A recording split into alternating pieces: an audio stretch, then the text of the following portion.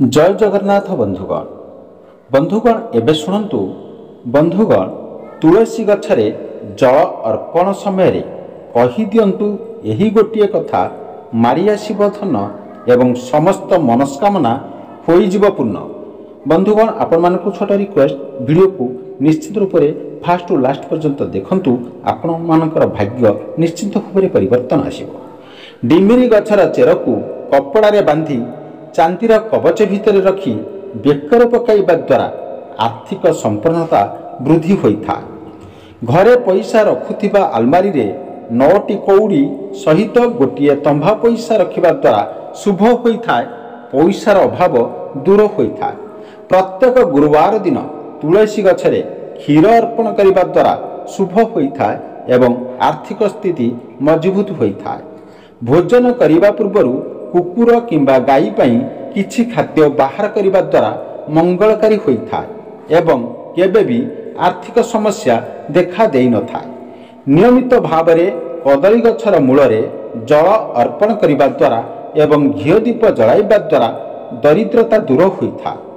ज्योतिष शास्त्र अनुसार सोमवार दिन शिव मंदिर रे क्षीर एवं चाउल अर्पण करने द्वारा मन मुताबक चाकरी प्राप्त होता है। बंधुगण मन रखंतु मंगलवार दिन घरे हनुमानंकर उड़ुथिबा फोटो लगाइबा नित्य पूजा अर्चना करने द्वारा मन पसंदर चाकरी टी मिलता है। बंधुगण मन रखंतु यह कले आपण मानकर मंगल हेब।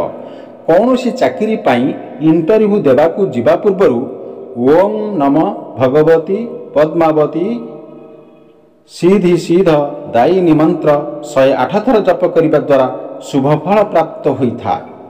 मन रखंतु बंधुगण शनिवार दिन शनि को पूजा करने समय रे ओम शनिश्चराय नम मंत्र 108 थर जप करने द्वारा चाकरी जनित समस्या दूर होता है।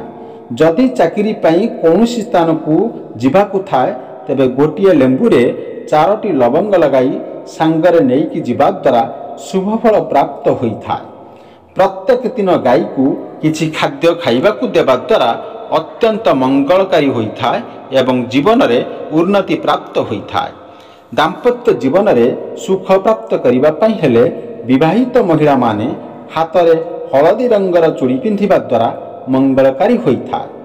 जदि स्वामी स्त्री मध्य कलह देखा देउथा तेबे शोइबा समय रे स्वामी का मुंड उपरे सिंदूर रखी सही सिंदूर को पिंधिबा द्वारा ताहा दूर होता है। विवाहित महिला माने प्रत्येक दिन दुर्गा चालीसा पाठ करने द्वारा मंगलकारी होता है एवं दाम्पत्य जीवन में आसुथिबा समस्त समस्या दूर होता है। पति पत्नी का मध्य मधुर संपर्क पाई खंडे लाल कपड़ा रे मुठाए हलदिया सोरिष सहित पति पत्नी का नाम लेखाथिबा गोमती चक्र को बांधी शोइबा घरे रखिबा उचित। यह कले आपण मानकर मंगल हेब। कदली गछरे लक्ष्मी नारायणकर बास होता। तेणु दाम्पत्य जीवन में सुख शांति प्राप्त पाई कदली गछ को नियमित भावे पूजा करिबा मंगलकारी होता है। शनिवार मंगलवार एवं गुरुवार दिन महिला माने नख काटिबा अनुचित एवं पुरुष माने बाल काटिबा उचित नुहे।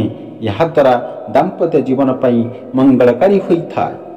जदि जीवन में धार करजर भार अधिक होता एवं सुझीवा असंभव लगुता तेबे मंगलवार दिन ऋणमोचक मंगल स्रोत पाठ करने द्वारा मंगलकारी होता है। जदि पिलांकर पाठरे मन लागु न थाए तेबे 3 शुक्ल पक्ष गुरुवार दिन 5टी मीठा इलायची को नहीं पिलांक द्वारा ओस्त गछ मूल रखिबा द्वारा मंगलकारी होता है। जदि आर्थिक समस्या देखा देउ न थाए तेबे शनिवार दिन ओस्त गछ मूल क्षीर सहित गुड़ चढ़ाई सोरिष तेल रे दीप जलाइबा द्वारा ताहा दूर होता है।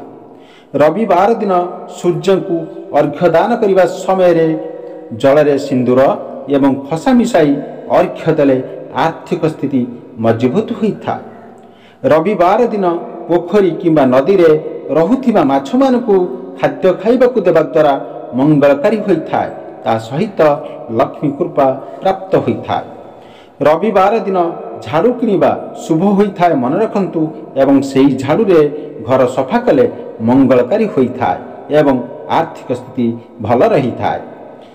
ରବିବାର ଦିନ ସନ୍ଧ୍ୟାରେ 4ଟି ମୁଖା ଥିବା ଦୀପକୁ ଓସ୍ତ ଗଛ ମୂଳରେ ଜଳାଇବା ଦ୍ୱାରା ଧନ, ମନ, ମାନ ସମ୍ମାନ ଏବଂ ସମୃଦ୍ଧିର ପ୍ରାପ୍ତ ହୋଇଥାଏ।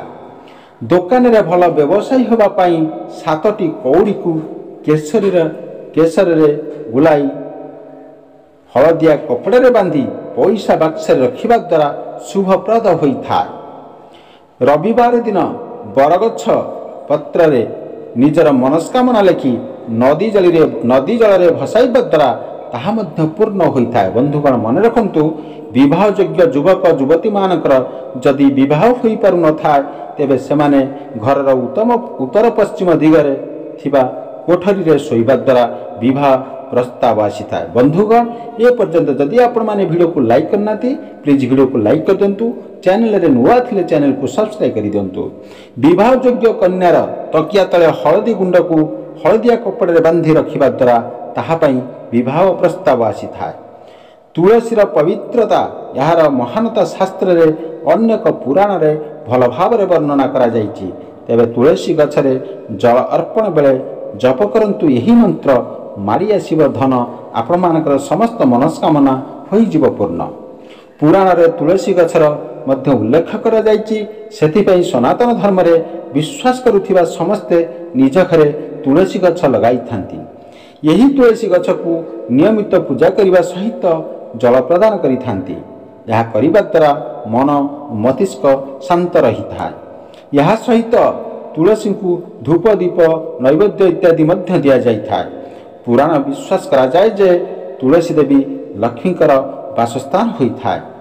ଲକ୍ଷ୍ମୀଙ୍କର ବାସସ୍ଥାନ କାରଣରୁ ତୁଳସୀକୁ ପୂଜା କରାଯାଏ ଏବଂ ତୁଳସୀ ଜୟନ୍ତୀ ମହା ଐଶ୍ୱର୍ଯ୍ୟ ପୂଜାର୍ଚ୍ଚନା ସହିତ ଏକ ପର୍ବ ଭାବରେ ପାଳନ କରାଯାଏ। ବନ୍ଧୁଗଣ ଏବେ ଆପଣଙ୍କ ମନରେ ଗୋଟିଏ ପ୍ରଶ୍ନ, ତୁଳସୀକୁ କାହିଁକି ଜଳ ଅର୍ପଣ କରନ୍ତି?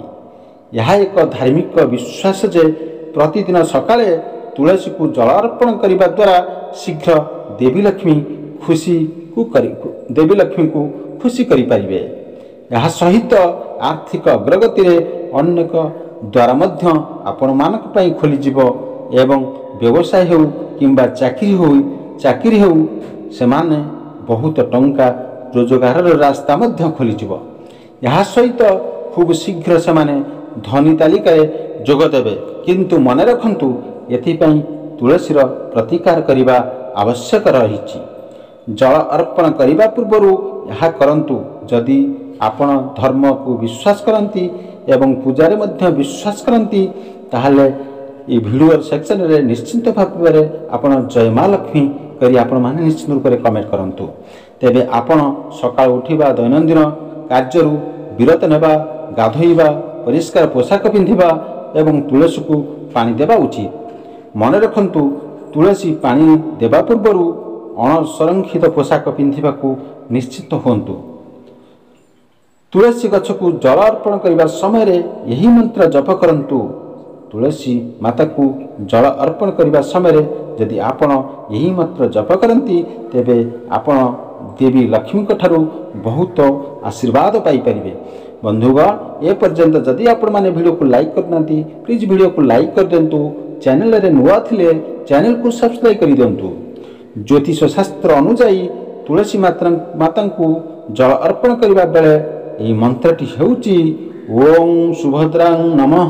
ମନ୍ତ୍ର ଜପ କର, ଦେବୀ ଲକ୍ଷ୍ମୀ ଖୁସି ହେବେ ଏବଂ ଆପଣଙ୍କ ଜୀବନରୁ ଆର୍ଥିକ ସମସ୍ୟା ଦୂର କରିବେ। ଯଦି ଆପଣ ଏହି ମନ୍ତ୍ର ଜପ କରନ୍ତି ତେବେ ଆପଣଙ୍କର ସମସ୍ତ ଇଚ୍ଛା, ସମସ୍ତ ମନସ୍କାମନା ପୂର୍ଣ୍ଣ ହେବ। ଏହା କରିବା ଦ୍ୱାରା ମନ୍ଦ ଆଖିରୁ ମୁକ୍ତି ମଧ୍ୟ ପାଇପାରିବେ। ଘରେ ଯଦି କାହାର ଆଖି ଖରାପ ଥାଏ ତେବେ ତୁଳସୀ ଗଛକୁ ଜଳ ଅର୍ପଣ କରିବା ସମୟରେ 11ରୁ 21 ଥର ଏହି ମନ୍ତ୍ରକୁ ଜପ କରନ୍ତୁ। ଏହା କରିବା ଦ୍ୱାରା ଆଖିର ତ୍ରୁଟି ଦୂର ହେବ। ଏହା ସହିତ ସମସ୍ତ ପ୍ରକାରର ସମସ୍ୟା ମଧ୍ୟ ଲୋପ ପାଇବା ଆରମ୍ଭ କରିବ। ବନ୍ଧୁଗଣ ଆପଣମାନଙ୍କୁ ଯଦି ଏ ଭିଡ଼ିଓ ନିଶ୍ଚିତ ଉପରେ ଭଲ ଲାଗିଥିବ, ଯଦି ଭଲ ଲାଗିଥାଏ ଭିଡ଼ିଓକୁ ଗୋଟେ ଲାଇକ୍ କରିବେ ଏବଂ ଚ୍ୟାନେଲରେ ନୂଆ ଥିଲେ ଚ୍ୟାନେଲକୁ ସବସ୍କ୍ରାଇବ୍ କରିବେ ଏବଂ କମେଣ୍ଟ ସେକ୍ସନ ଅବଶ୍ୟ ଲେଖିବେ ଜୟ ମା।